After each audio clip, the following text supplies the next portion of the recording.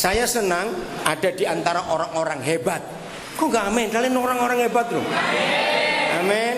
Ya. Siapa yang pernah bisa melihat ke dirinya sendiri 5 tahun dari sekarang, saudara akan jadi apa? Ini penting. Ya, seorang dikatakan berhasil, seorang disebut pemimpin, seorang disebut history maker, pembuat sejarah. Bukan dilihat dari fakultas universitas apa dia kuliah, posisi apa di perusahaan, bukan. Seorang disebut yang punya dampak kepada lingkungannya, seorang disebut pembuat sejarah, history maker, seorang disebut pemimpin. Lagi sekali kalau dia bisa melihat dirinya sendiri 5 tahun dari hari ini akan jadi apa, bukan akan punya kekayaan berapa, beda. Ngerti enggak? Nah, kehadiran kita di Kaliurang ini akan membawa dampak besar untuk Indonesia dan dunia. Katakan amin. Ketika Kak Andi menghubungi saya bersyukur untuk waktu ini. Saya kalau diundang untuk jadi pembicara, narasumber atau apa saja, saya pasti memilih. Ya, yang pertama, begitu saya bertemu dengan para pemimpin dan calon pemimpin, itu akan jadi prioritas saya. Maka itu hari ini saya ada di antara saudara orang-orang hebat.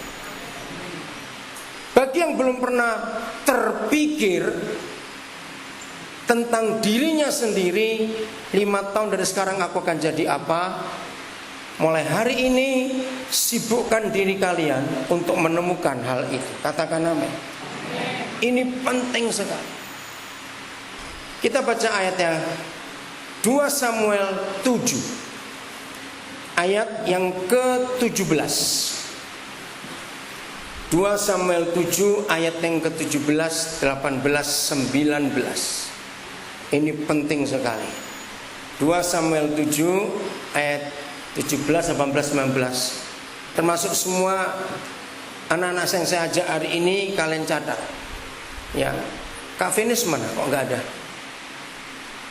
Oh, coba kok bisa panggil dia dulu atau di SMS saja. Teleponnya Ruben, udah di layar ada nggak? Karena Alkitab saya lagi di charge HP-nya, jadi saya nggak bawa. Siapa yang terkejut atau siapa yang pertama kali mendengar kalimat ini, bahwa menemukan diri sendiri 5 tahun dari sekarang itu jadi apa? Bukan tanya siapa suamiku, siapa istriku 5 tahun yang akan datang. Bukan begitu ya, awas kamu. Ayo jujur, siapa yang terkejut atau siapa yang baru pertama kali ini mendengar pernyataan ini? Ada? 1. Siapa lagi? Yang lain? 2. Oke. Mana? Di layar belum? 2 Samuel 7 17 sampai 19. Ini sebuah rahasia yang luar biasa untuk menemukan. Waktu saya masih 5 SD, ya, saya belum Kristen secara lahir baru. Tiba-tiba saya tuh terpikir, kami itu dari keluarga miskin, untuk makan saja susah. Tiba-tiba muncul di pikiran saya sebuah ide. Saya besok ingin jadi orang yang bisa menolong orang lain. Itu masih kelas 5 SD. 2 Samuel, bukan 17 ya, 2 Samuel 7. Ya. Nah, saya tidak tahu kalau itu Tuhan yang memberitahukan kepada saya tidak tahu. Tiba-tiba Tuhan bicara seperti itu. Maaf, 18 ya. 2 Samuel 7 18. Oke? Bisa dibesarkan enggak? Ya, sudah, saya akan baca. Oke. Lalu masuklah Raja Daud ke dalam. Kemudian duduklah ia di hadapan Yahweh sambil berkata, siapakah aku ini ya Yahweh Tuhan, dan siapakah keluargaku sehingga engkau membawa aku sampai sedemikian ini. Kisah ini dialami Raja Daud setelah dia dilantik menjadi raja atas seluruh Israel. Tiba-tiba dia sadar melihat masa lalunya. Masa lalu Daud kelam atau cemerlang? Ayo. Masa lalu Daud itu cemerlang atau kelam? Oh, jawabnya ragu-ragu kentara suaranya itu. Ayo, cemerlang atau kelam masa lalu cepat? Sangat kelam, salah jawabannya. Sangat kelam. Ya catat ya ayat itu supaya tahu. Di Mazmur 27 ayat 10 dan Mazmur 51 ayat 7. Enggak usah dibuka, jangan. Kita masih ada di 2 Samuel aja. Mazmur 27 ayat 10 dan Mazmur 51 ayat 7. Itulah 2 ayat dari sekian ayat di Alkitab tentang kekelaman masa lalu Daud, masa kecilnya. Dia itu anak terbuang, anak tertolak.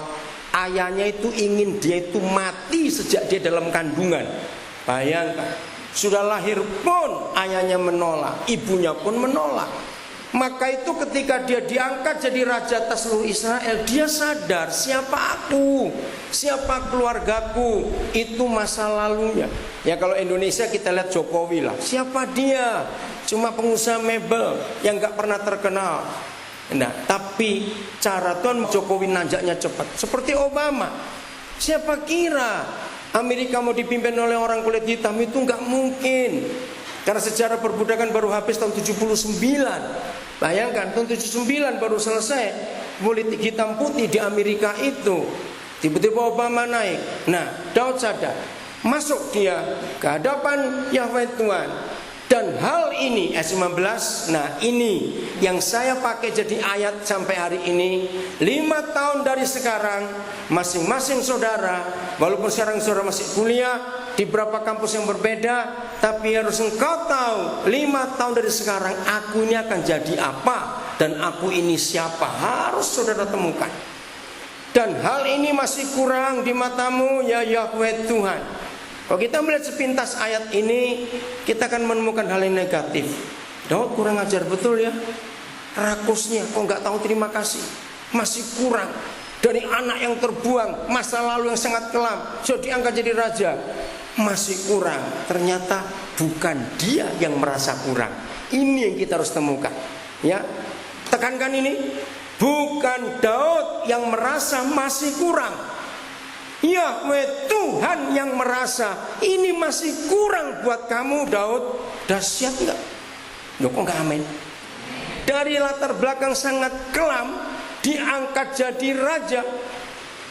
Kalau saudara membaca di 2 Samuel 16, ketika seluruh pahlawan Saul tidak ada yang berani menghadapi siapa waktu itu? Goliat, raksasa besar.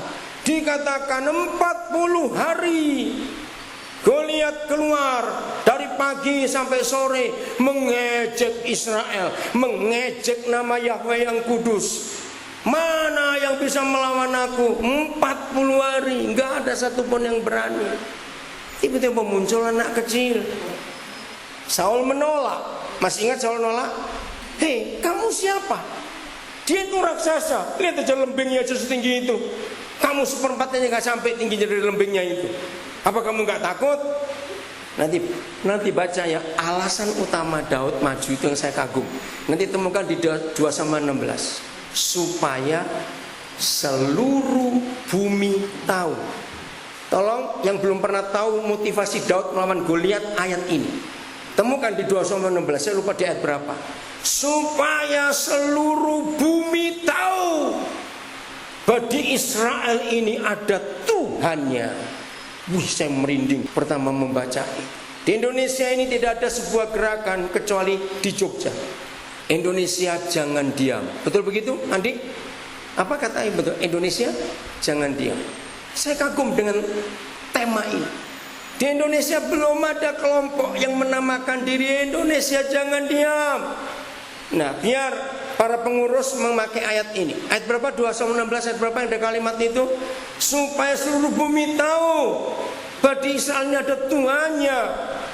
Itu motivasi Daud. Nah, ketika dia menghadap Saul, Saul berkata, oke, kalau kamu memang mau maju, apa dasarmu?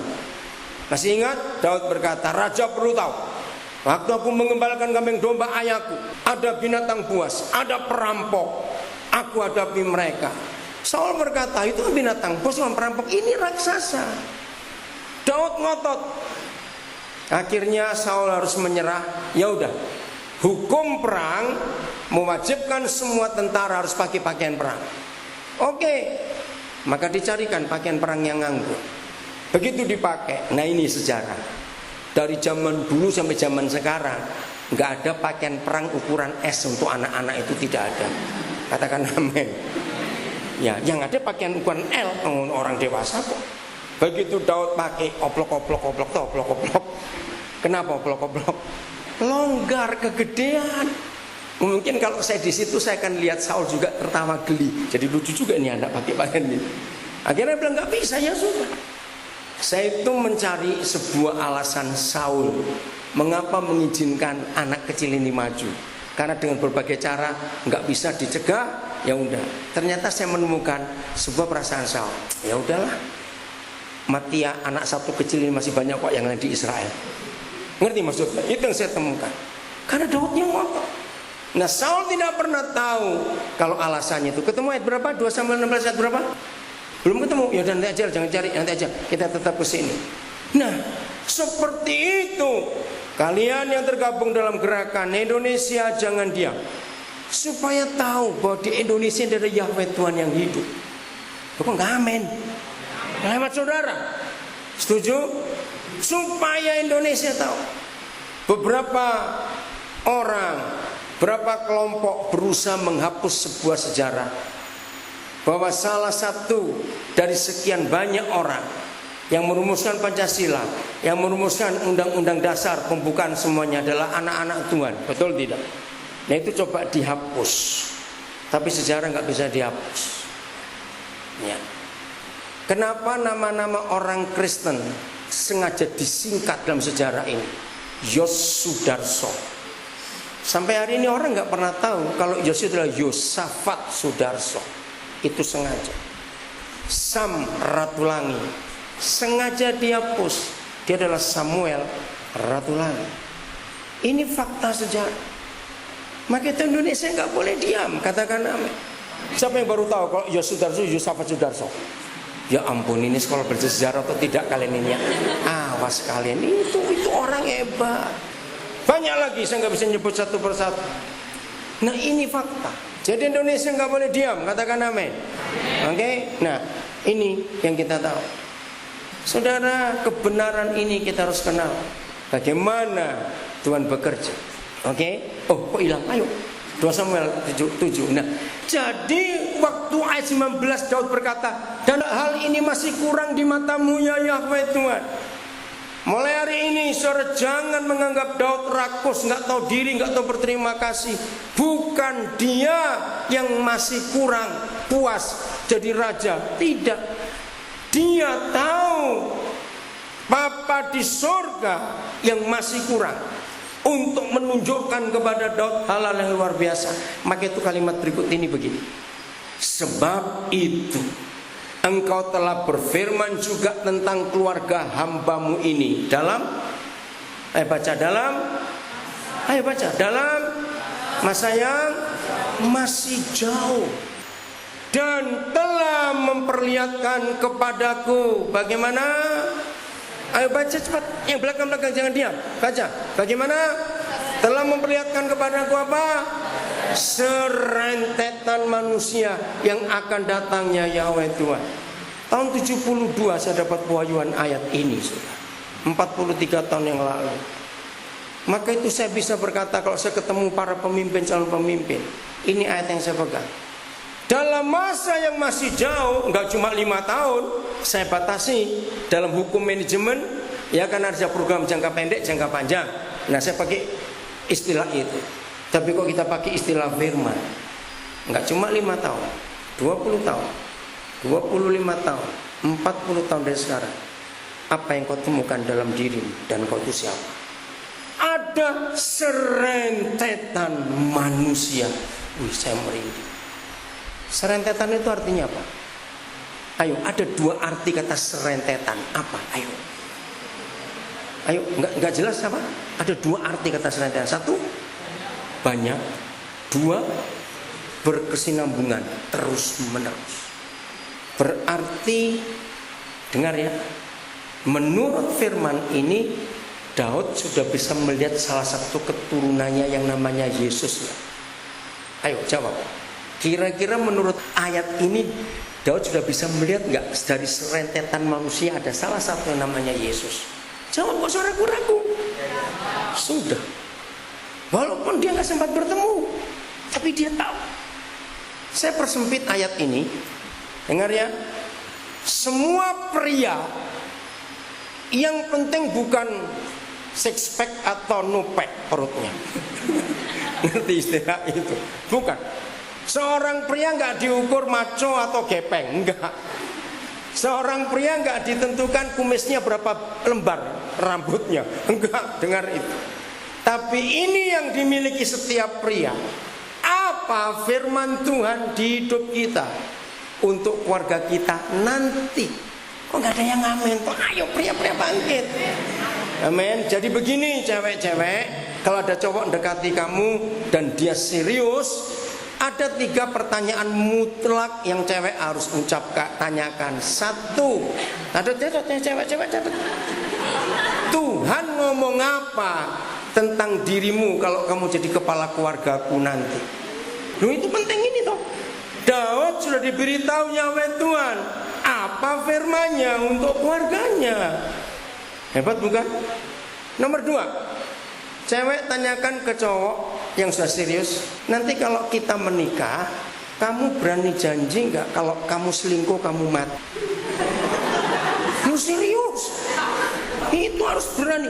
Kalau cowok mau bilang batal, berarti dia mau selingkuh, gitu aja sudah. Saya satu-satunya pendeta di Indonesia dikenal paling sadis.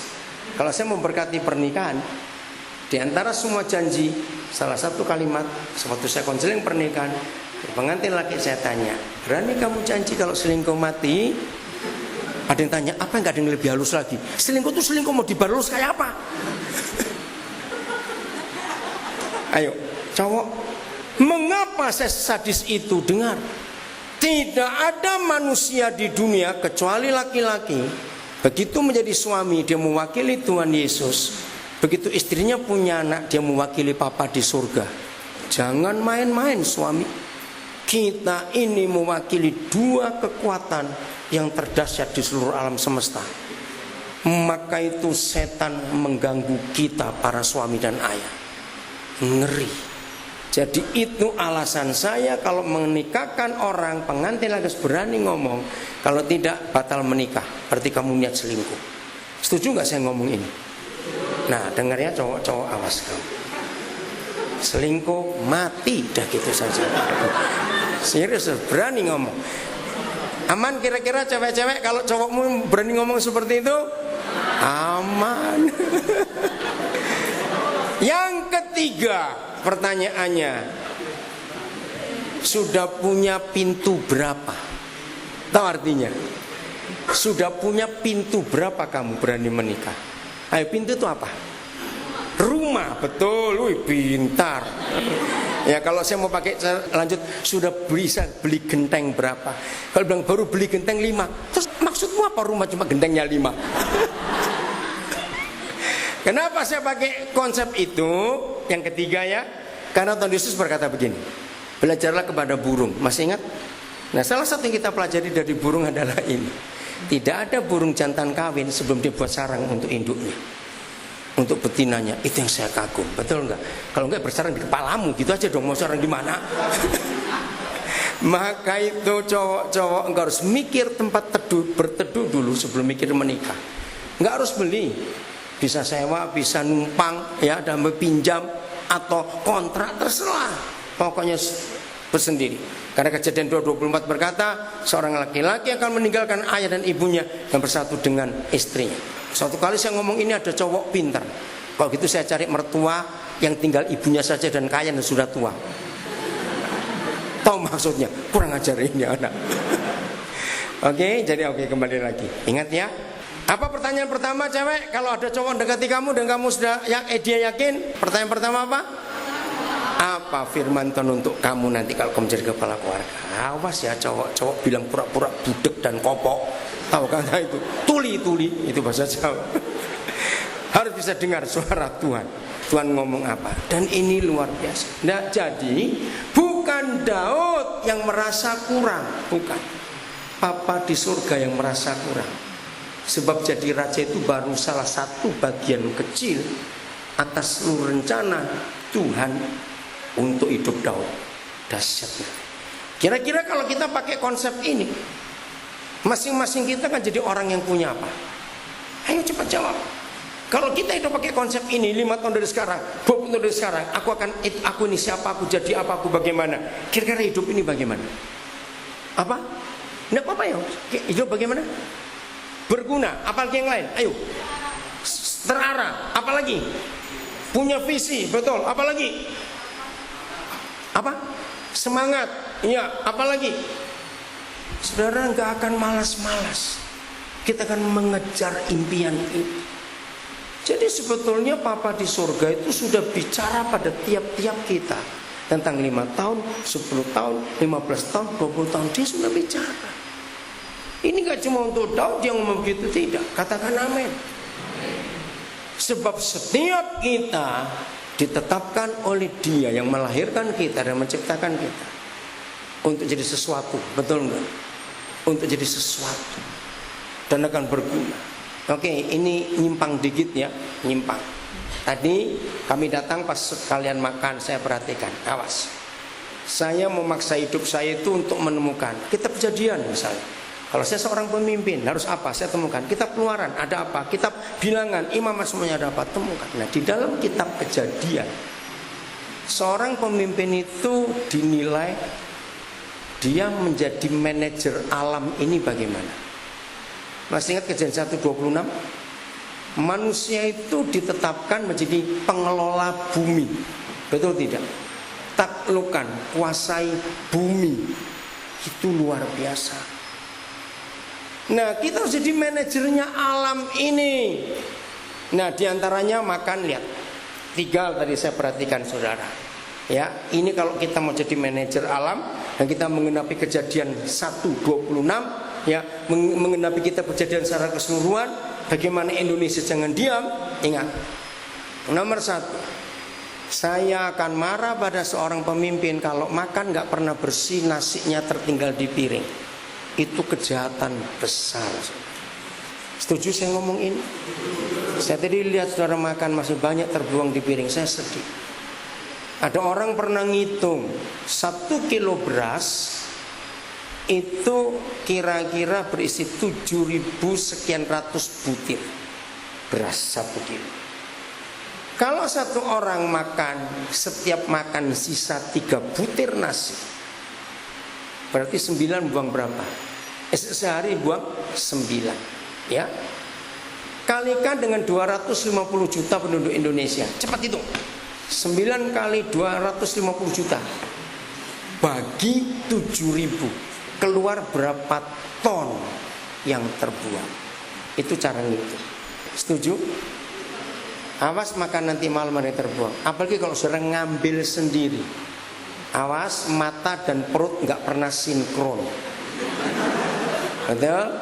Terus ditambah ketiga, mata, perut, mulut nggak pernah sinkron juga. Ngerti maksudnya? Kalau mata, mulut enaknya awas. Belum tentu mulutmu berkata enak juga, dan belum tentu perutmu juga terima. Setuju? Ambil sedikit dulu, dirasa, baru tambah. Nomor 2, tisu. Saya paling marah kalau ada orang buang-buang tisu itu pohon.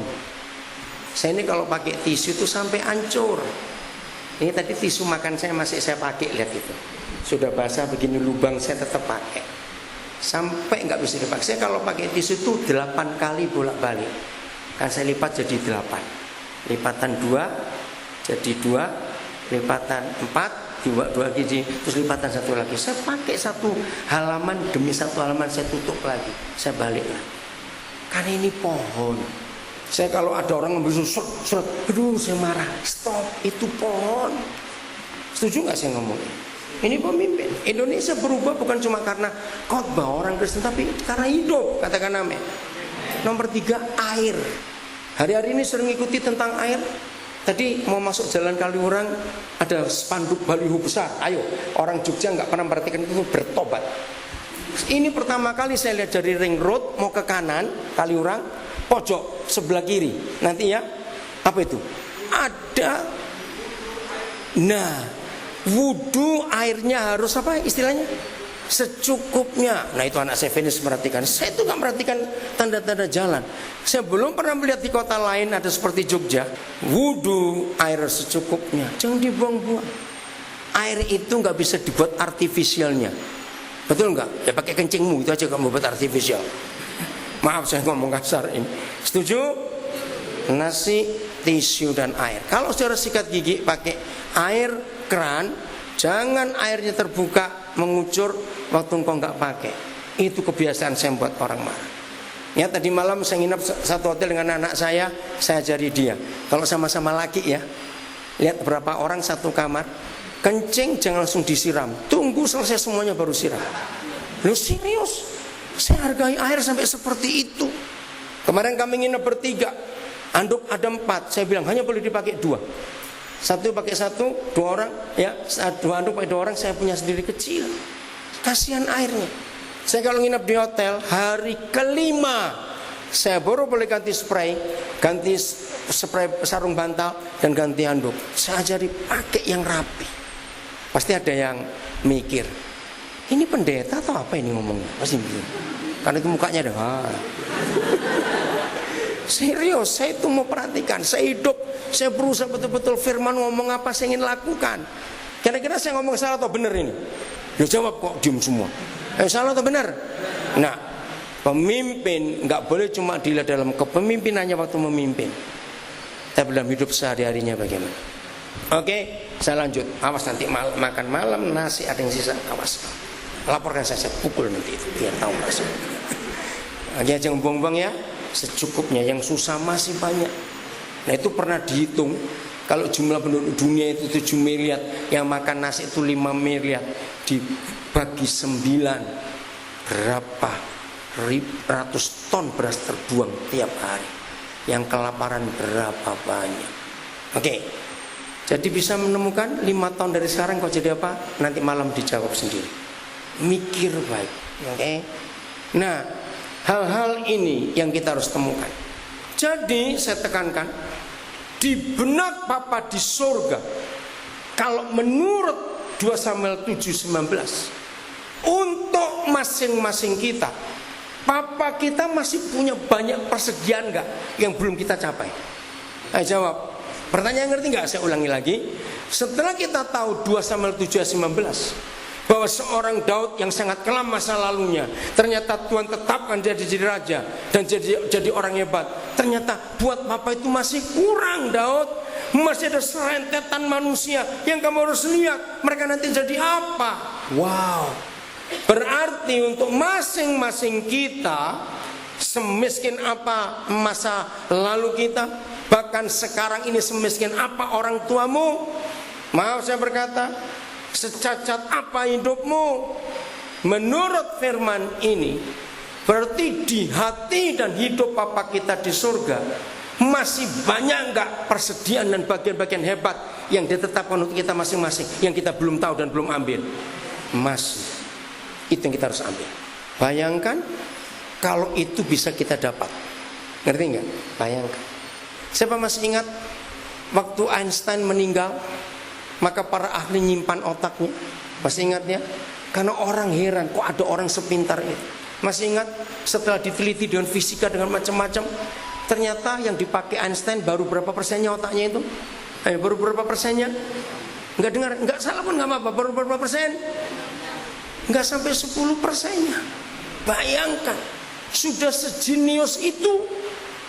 Setelah Einstein meninggal, saya mengagumi Dr. Stephen Hawking.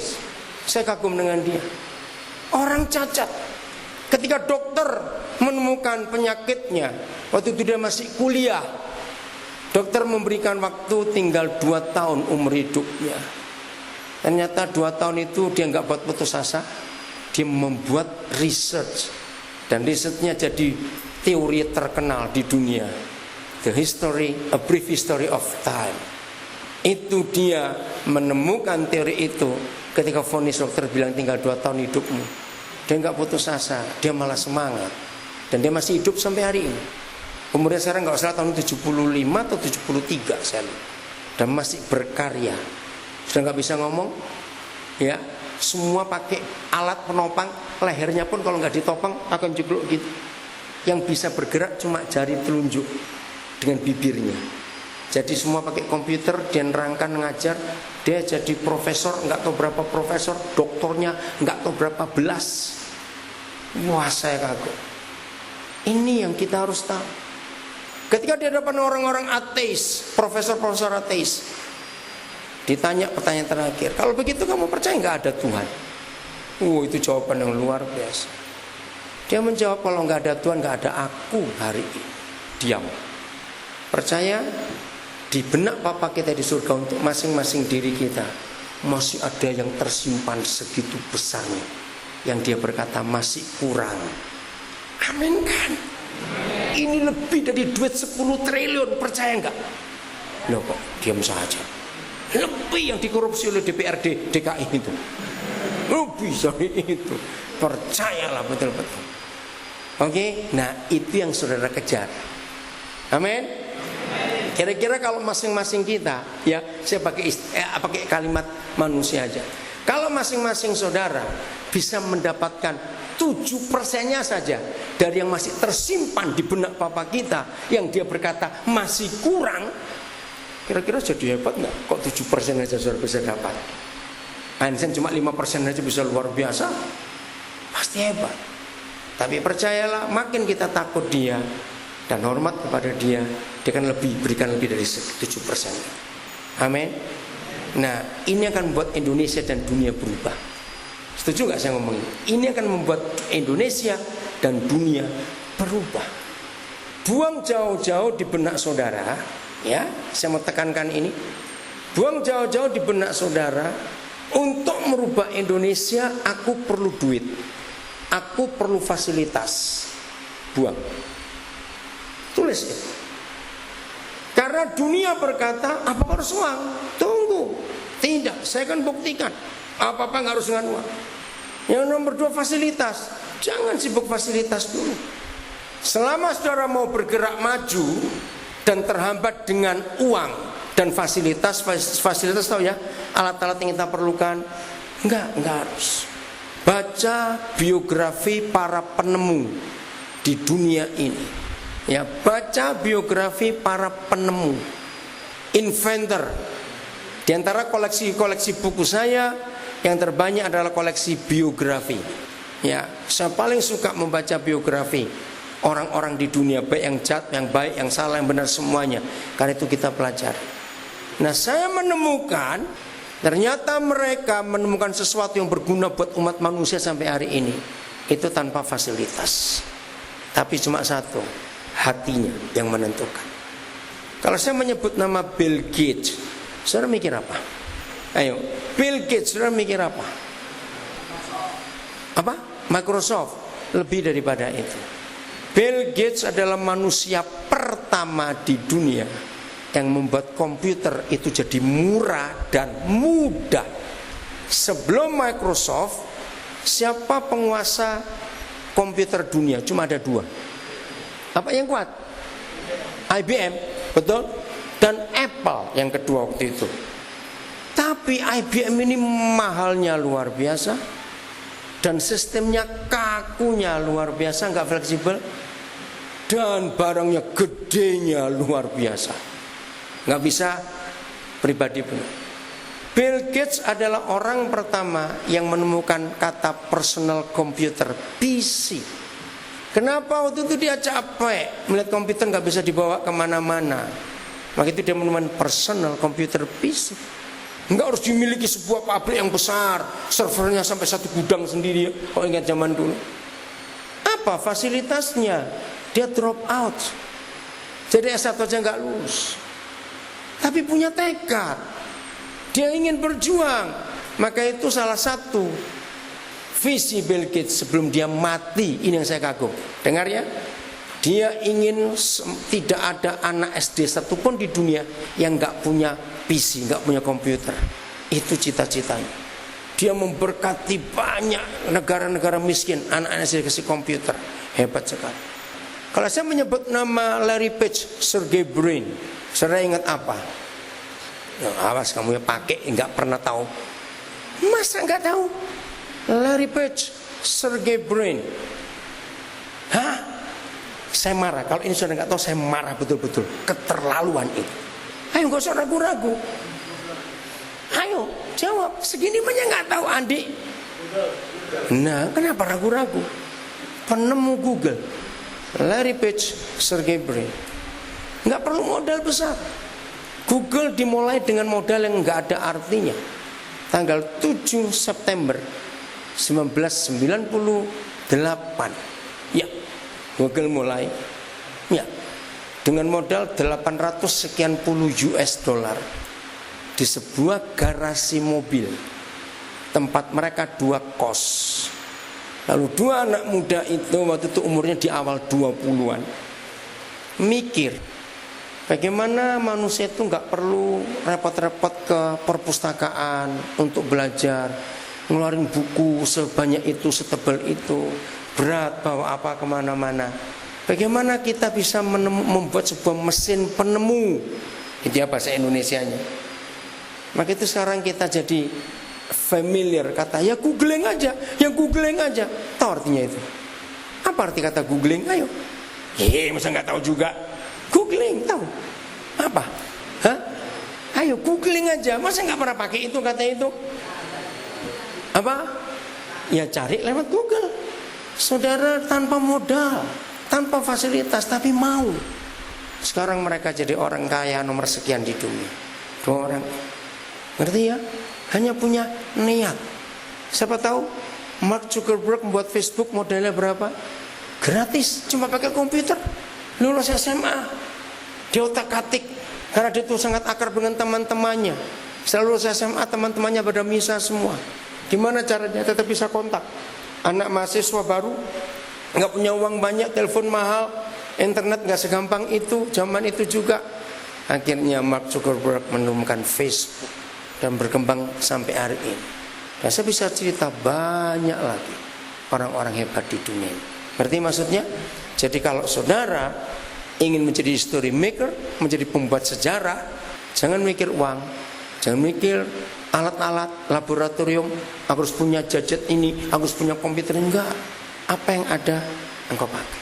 Dan itu sudah dimulai sejak zaman Musa. Bahkan sebelumnya, kalau kita lihat zamannya Nimrod, belum ada bangunan bertingkat, apalagi belum ada bangunan permanen, apalagi bertingkat. Tapi mereka punya ide. Waktu Musa mau dipakai oleh Yahweh Tuhan ke Mesir membebaskan Israel, Musa tanya, apa buktinya? Kalau sampai orang-orang Israel tanya, siapa ngutus kamu? Ayo saya tanya. Ketika Musa tanya itu kepada Bapa di surga, Yahweh Tuhan jawab apa? Apa yang kuat?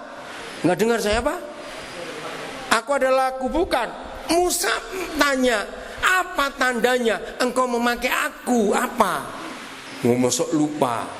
Ayo temukan itu. Firman itu yang saya pakai untuk meyakinkan semua anak muda untuk sukses itu bukan karena uang, bukan karena pendidikan, bukan karena fasilitas, tidak. Karena ini loh Papa mau hati, nekat, apa itu semangat, berani tidak. Tapi ada satu lagi setelah itu. Masih ingat Papa tanya apa kepada Musa? Papa menyatakan apa ketika Musa tanya, apa buktinya nanti bahwa engkau menyertai aku supaya Israel tahu yang akan kubebaskan? Ayo cepat. Apa? Susah udah gini. Yahweh tanya, apa yang ada di tanganmu Musa? Betul tidak? Jadi apa artinya pertanyaan itu? Pencipta alam semesta tidak pernah mencari apa-apa yang di luar kita. Pencipta alam semesta tidak butuh apa-apa yang kita nggak punya. Punya apa? Dan sampai Musa mati, maka tongkat itu yang menandai Yahweh Tuhan menyertai dia. Katakan amin. Ketika persenjataan Saul diberikan kepada Daud, Daud nggak bisa pakai semuanya. Pedang orang dewasa pun kegedean dia bawa.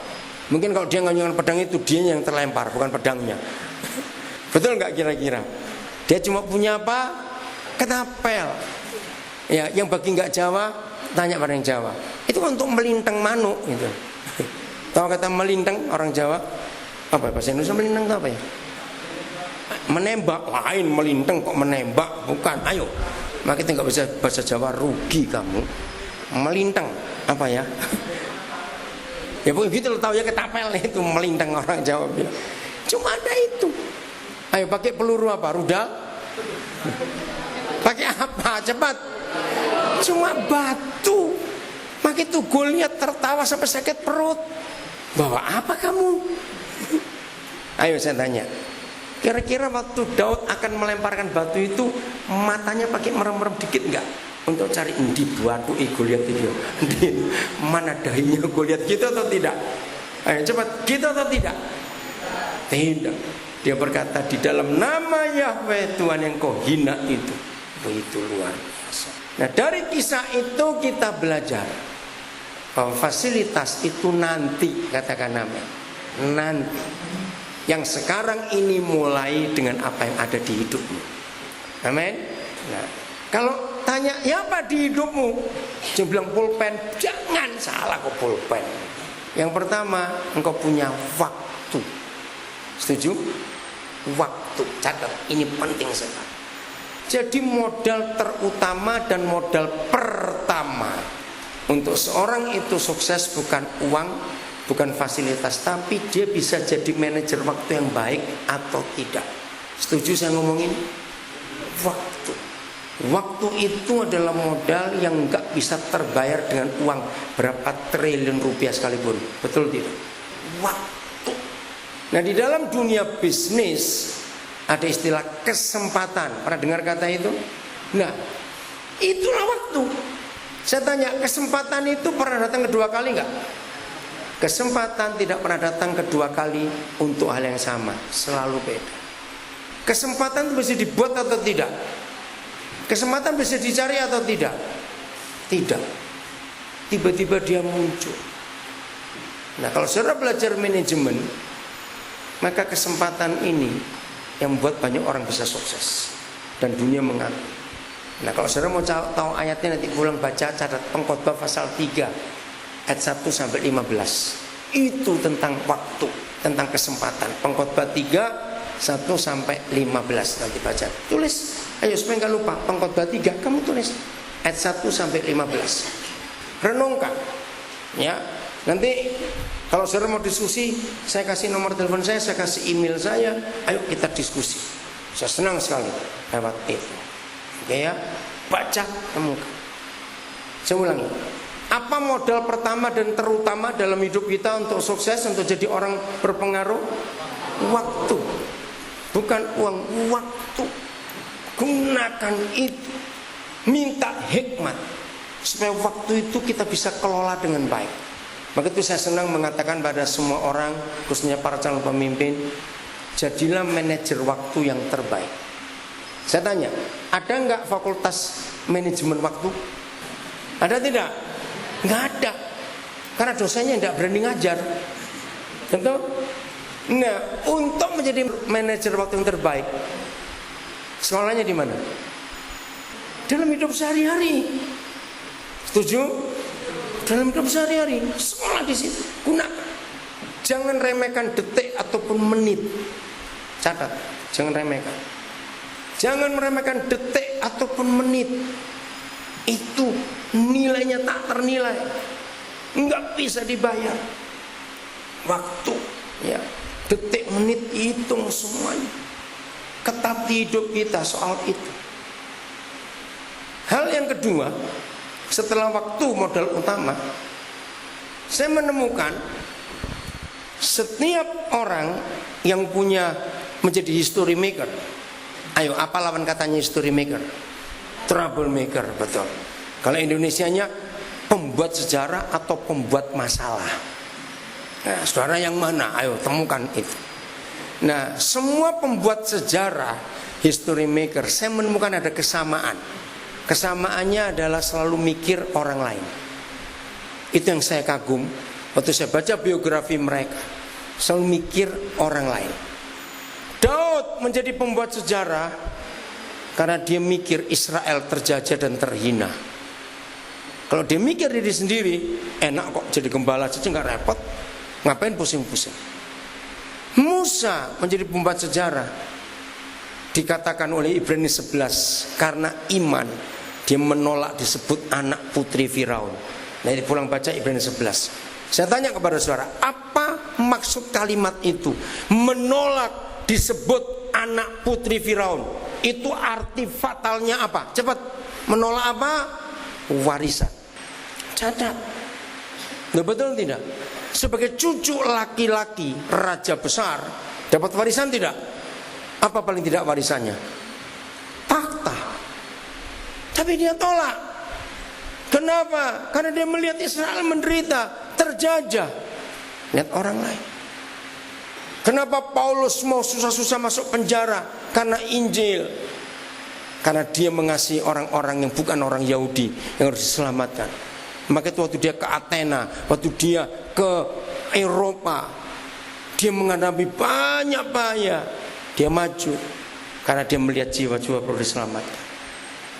Nah, modal kedua untuk saudara bisa jadi history maker dan Indonesia bisa berubah karena saudara di kelompok Indonesia jangan diam, lihat nasib bangsa ini. Pikirkan mereka. Pikirkan mereka. Saudara, siapa mengikuti berita? Pertama kali ada menteri lulusan SD di Indonesia, betul? Menteri Susi. Dan kiprahnya sudah mendunia. Dunia mengagumi menteri satu ini. Nah, saya mempelajari dia, ya, karena kami juga di Papua sangat berutang kepada Ibu Susi. Karena pesawat pertama komersial yang bisa masuk ke pedalaman adalah Susi Air.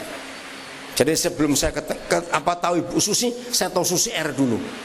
Pertama kali masuk Nabire tahun 2007. Saya bilang, kok ada pesawat cewek? Ini pesawat apa lagi Susi Air? Nah, maka itu saya tekan cewek bukan namanya. Terus saya tanya, apa itu? Oh, Ibu Susi. Saya cari, siapa Ibu Susi? Oh, setelah itu berapa kali masuk TV. Bang, ini orang hebat. Mengapa 69 tahun Indonesia merdeka belum pernah ada orang yang mikir bahwa laut Indonesia ini menghidupi sekian banyak negara yang mencuri ikan di laut kita. Bayangkan 69 tahun para perampok ikan itu bebas. Kenapa baru Menteri Susi yang berani memberantas itu? Karena dia melihat nasib nelayan. Dia melihat anugerah Tuhan laut begitu luas. Tapi kenapa nggak percaya? Nah, dia mulai mikir. Ada dorongan melihat rakyat menderita ini. Ngerti? Lo ngerti nggak maksudnya? Maka itu untuk membuat Indonesia jangan diam. Itu nggak bisa kita duduk di acara-acara seperti ini di Kaliurang. Setuju? Harus bergerak. Mulai melihat lingkup kecil. Ibu Susi melihat lingkup Pangandaran. Betul tidak? Karena itu asal dia. Dia melihat rakyat nelayan Pangandaran kasihan. Maka itu 6 hari setelah dilantik jadi menteri, Ibu Susi kembali ke Pangandaran. Itu membuat dunia kaget. Dia membuat pernyataan seluruh gaji menteri selama 5 tahun ini dia nggak akan ambil 1 rupiah pun. Dia persembahkan semua untuk nelayan Pangandaran.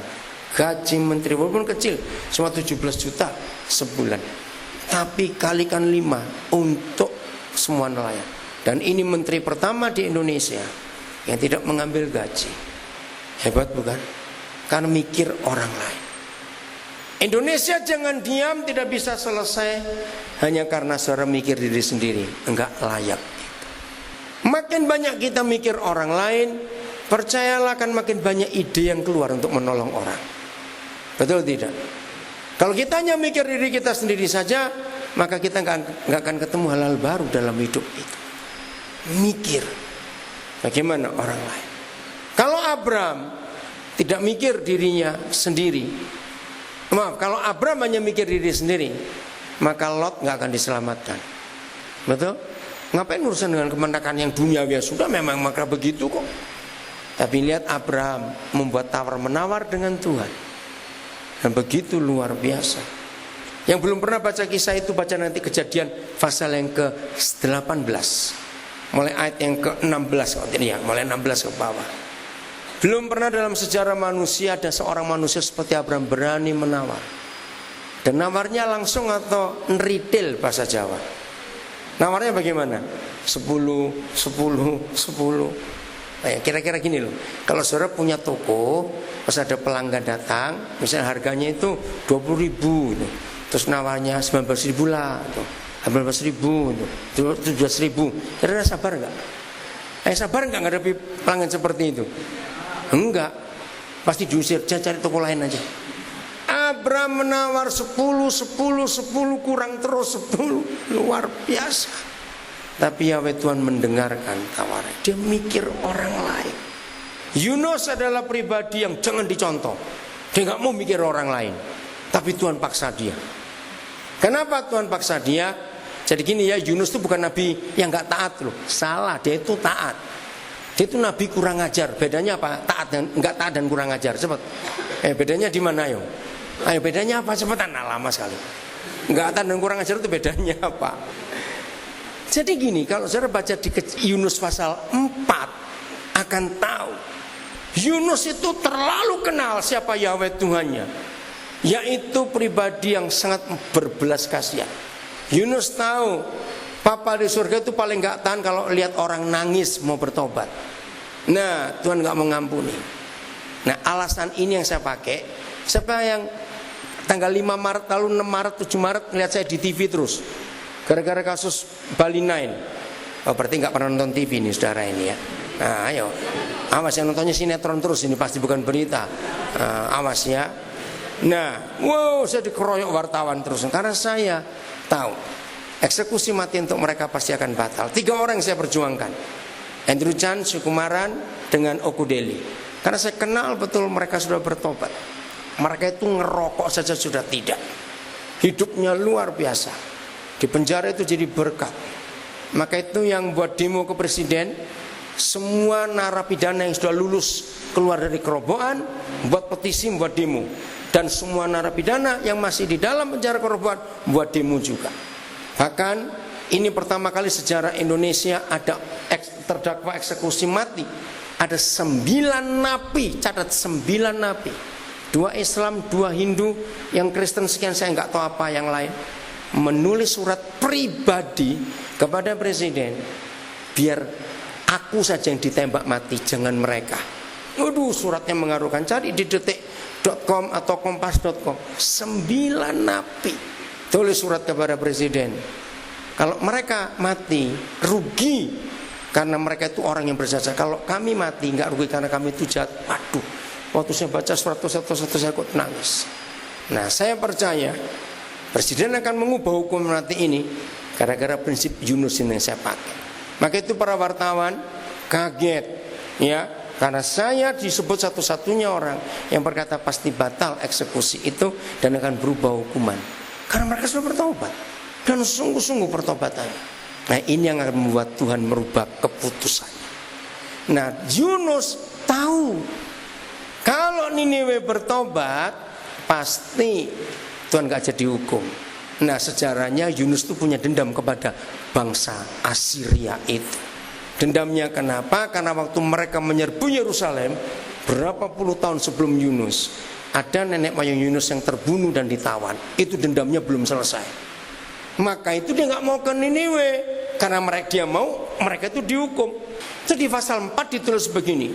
Selesai Yunus berkhotbah, maka dia keluar kota, cari tempat agak tinggi, ditulis dan menantikan apa yang Tuhan akan hukum.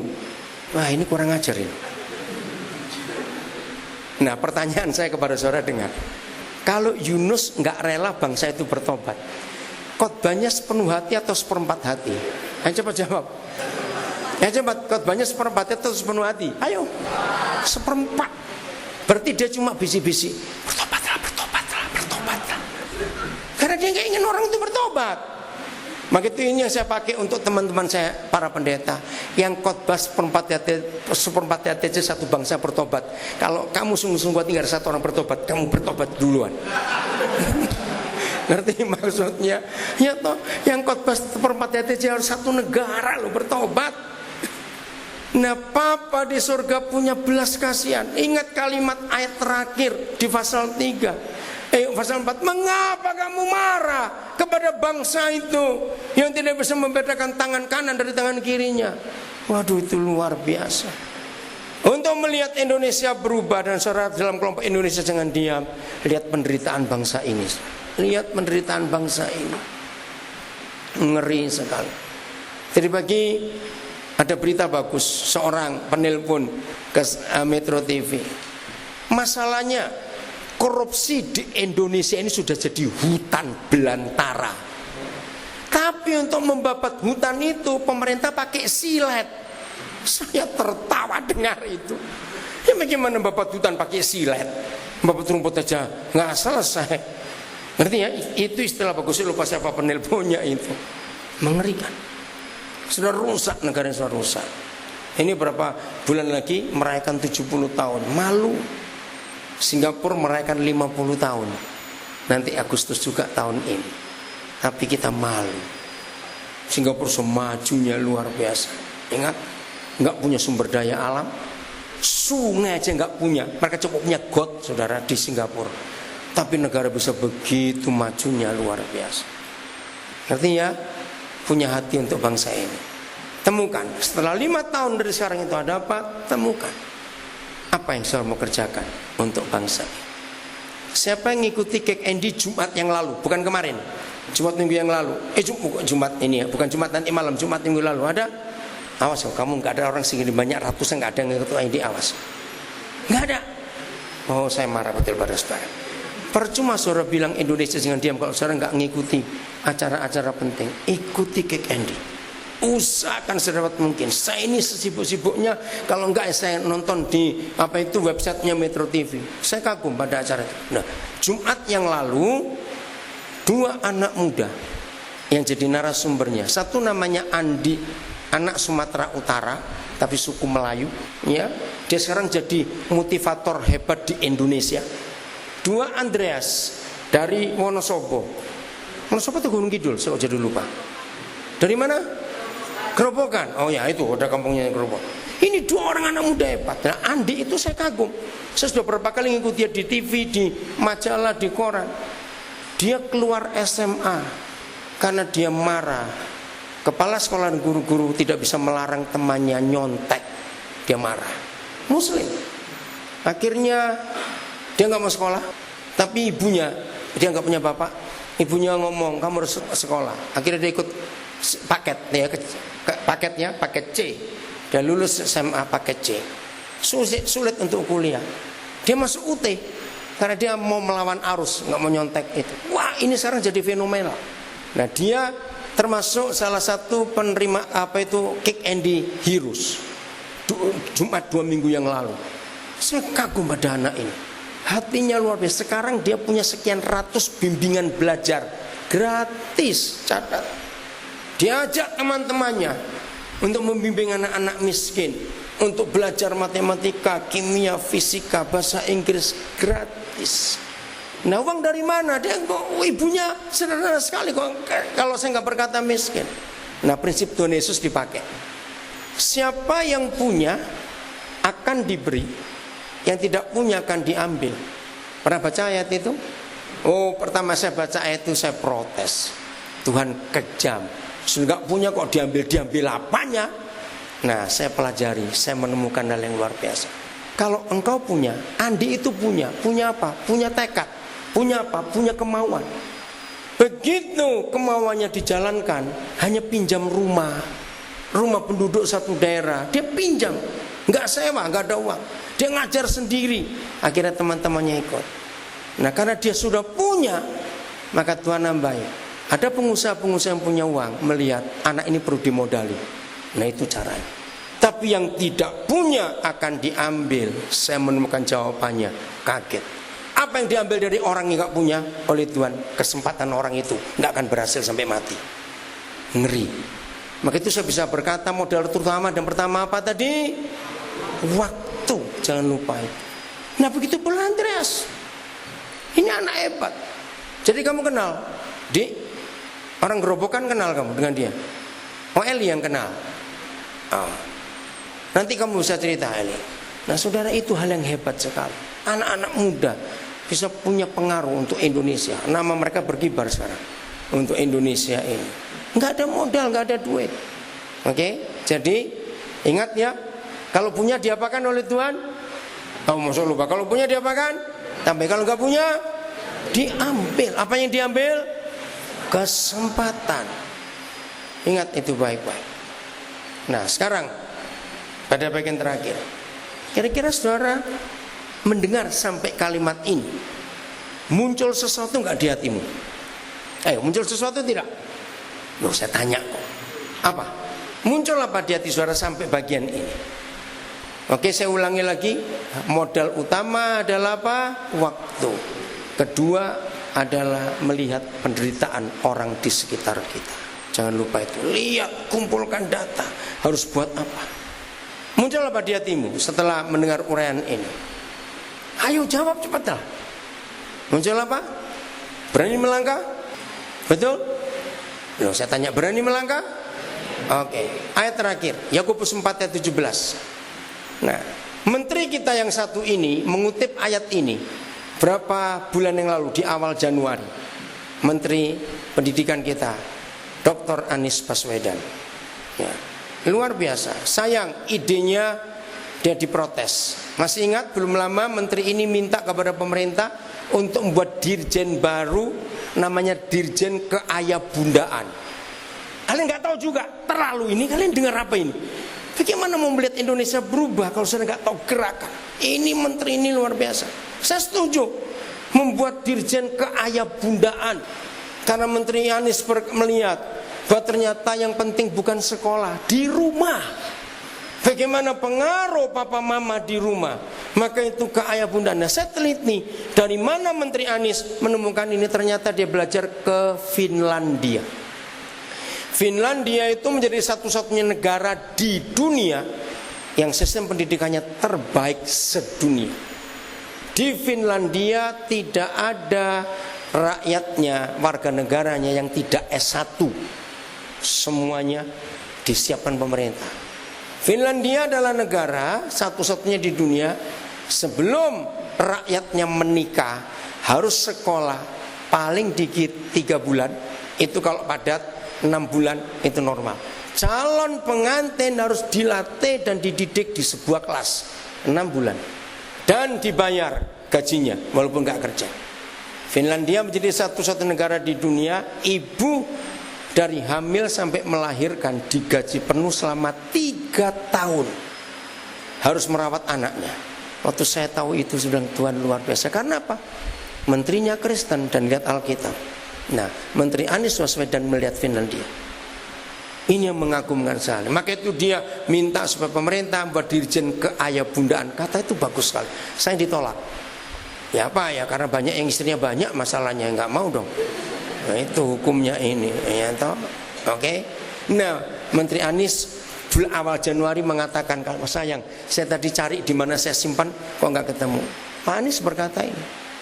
Ya, ayo kita baca sama-sama. 1, 2, 3. Jadi jika seorang tahu bagaimana ia harus berbuat baik, tetapi ia tidak melakukannya, ia berdosa. Jadi dosa itu bukan berzina saja, bukan membunuh saja, bukan merampok saja, bukan dendam. Tapi kalau orang itu tahu ia berbuat baik tapi tidak melakukannya, dia itu berdosa. Menurut saudara, pendeta, majelis, hamba Tuhan, orang Kristen banyak yang masuk neraka nggak gara-gara ayat ini? Cepat catat. Cepat jawab. Banyak atau tidak? Banyak. Saya nggak tahu Indonesia jangan diam pakai ayat apa? Pakai ayat ini. Serius. Kalau kita tahu kita bisa berbuat baik tapi tidak melakukannya, dosa. Ingat itu. Siap untuk tidak berdosa? Jadi jangan cuma ngurusi nggak berzina, nggak mencuri, nggak pornografi, nggak cuma itu. Apa yang kita bisa lakukan untuk bangsa ini? Lakukanlah. Karena kalau kita tidak melakukannya maka kita berdosa. Saudara kita Kunti mana? Mana tadi? Oh iya, ada di mana? Oh kamu ya. Mau ke Sumba ya? Mau ke Wengapu? Ngapain di sana Kunti? Apa? Enggak dengar ya. Membantu pendidikan, oke, bagus. Nah itu dia. Membantu pendidikan. Iya. Pikirkan daerah mana? Masih banyak. Siap? Mau berbuat sesuatu untuk Indonesia? Sungguh? Iya, tanpa melihat agamanya, sukunya apa tidak, pokoknya untuk Indonesia. Kita akan berbuat sesuatu yang memberkati kita semuanya. Amin. Saya senang ada di antara orang-orang hebat. Kok gak amin? Kalian orang-orang hebat loh. Amin. Ya. Siapa yang pernah bisa melihat ke dirinya sendiri 5 tahun dari sekarang, saudara akan jadi apa? Ini penting. Ya, seorang dikatakan berhasil, seorang disebut pemimpin, seorang disebut history maker, pembuat sejarah. Bukan dilihat dari fakultas universitas apa dia kuliah, posisi apa di perusahaan, bukan. Seorang disebut yang punya dampak kepada lingkungannya, seorang disebut pembuat sejarah, history maker, seorang disebut pemimpin. Lagi sekali kalau dia bisa melihat